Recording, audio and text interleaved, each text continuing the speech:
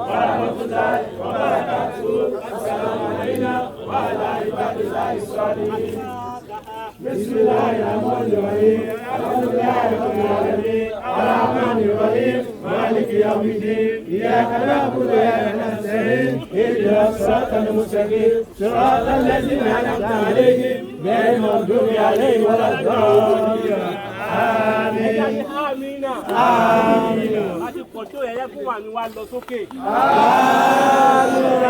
Àmín ya Allah. Alhaji wa Abdulrahman Ọlọ́run bá wa kẹ́. Ọlọ́run bá wa gẹ́. Ana Muhammad sallallahu alaihi wasallam. Arabi ni yatibawu liman yitin salas. Ó ní nǹkan mẹ́ta ni máa ń tẹ̀lé òkú dé etí sàréè. Ó ní àlùwù àwọn ará ilé ẹ̀. Wà máa lùwù dúkìá ni gbogbo ohun tó bá ní láyé wọ́n máa tẹ̀lé débi. Wà á máa lùwù àti iṣẹ́ eré tó bá ṣe. Ana Muhammad wà nínú iṣẹ́ mẹ́ta yẹn méjì ó padà lọlé. Ó ní méjì náà ni àlùwù àwa ta dúró yìí. Ilé tó kọ́ mọ́tò tó rà gbogbo ó padà sílé. Wọ́n á máa lùwù iṣẹ́ eré yóò kù kú báyìí. Ànábì ò tún wá já tán. Ó ní tó kú bá ti kú. Ó ní ládá mẹ́ta kan sì ń bẹ tí ó máa bá títí láíláí. Ó ní mẹ́ta ni sọ́dákọ́tù ìjà ríra sàrà tó bá ṣe nígbà tó ń bẹ láyé sàrà tí ń ṣàn ó gbẹ́bọ̀ òní ó kọ́ mọ́sálásí ni ó ṣiṣẹ́ èrè kan síbi kan pé ẹ máa jàǹfààní kínní. Ó ní ládá yóò máa ṣe kínní yóò máa bá a. Àwọn bọ́dọ̀ sọ́ọ́límù àfọ́mọ́ rí tó bá bí bàbá mi ó kóṣù kan lè ní jẹ́ ìṣàdúrà fún un.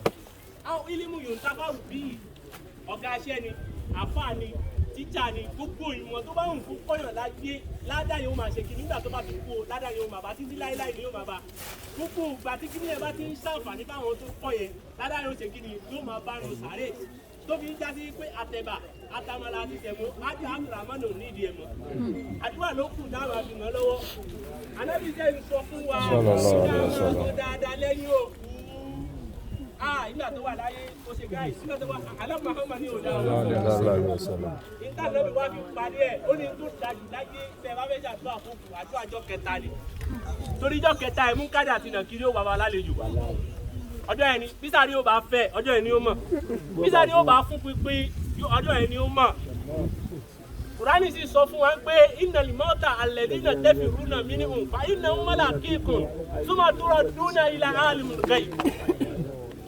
Kùránì jẹ́ ká mọ̀ ọ́lá jẹ́ ká mọ̀ pé ikú jẹ́ wọ́n yẹ alimul ghaib èmi nìkan ni mo mọ̀ kò sẹ́ni tó mọ ibi tí kú sápamọ́ sínú yín wọ́n náà jọ́ tí kú wa máa dé ẹ̀ẹ́dọ̀lẹ̀ àdìyá àwọn ẹ̀ka tí wọ́n á là fà ọjọ́ tẹ́ pé ọlọ́run máa gbé wa dé ẹnu ò ní sọ̀rọ̀ etí wa ò ní gbọ̀n kankan mọ́. Ọjọ́ mo bá dọ̀ òkú mo darí sá lọ. Ọjọ́ mo bá dọ̀ òkú mo darí sá lọ. Ìyàwó tó fẹ́ràn mi wá padà sẹ́yìn. Ọmọ tí mo bí pa ó ní ò padà sẹ́yìn. Gbogbo ẹ̀yin ò ní tíátà pátá ó ò padà sẹ́yìn. Akùdẹ̀ ẹjọ́ Tunfulu ó ní ìlú sàárè. Ọjọ́ mo bá dọ̀ òkú mo darí sá lọ. Àlùbáríkà ìyá Ànábì wa Muhammad látọ̀rí Abdul Fattah. Òfin Sùdín àti gbogbo àwọn àbúrò ẹ̀ tó kù Ọlọ́run ní ṣẹ́rù bá yín. Gbogbo ẹ̀ tẹ́ wá ń jẹ́ artist tẹ́ ń bẹ́ ń bìbà yín kò ní ṣàkúfà láàrin yín. Kò ní sọ́dà kúfà láàrin yín. Àdẹ̀jọ́ ló kú ní lágbájá náà fi tẹ̀lé kò ní tọ́sí kankan nù yín. Bí gbogbo yín bá lè gbà wá àfáà láàyè láàrin ìṣẹ́jú mẹ́wàá anígbésí àwa ń ta. Dẹ̀jọ́ tó bẹ̀ ojú bẹ́ẹ̀ lọ lọ́wọ́ wa. Ká jókòó ká ṣàdúrà fún kó má ju ìṣẹ́jú mẹ́wàá lọ.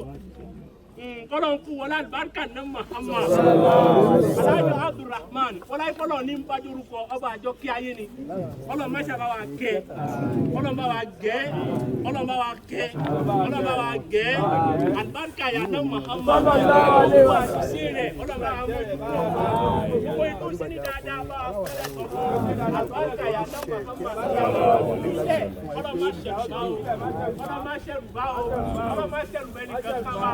Ọ̀nà tó ní ká sọ wá gbà ló sọ omi sí láì fún wọn bá.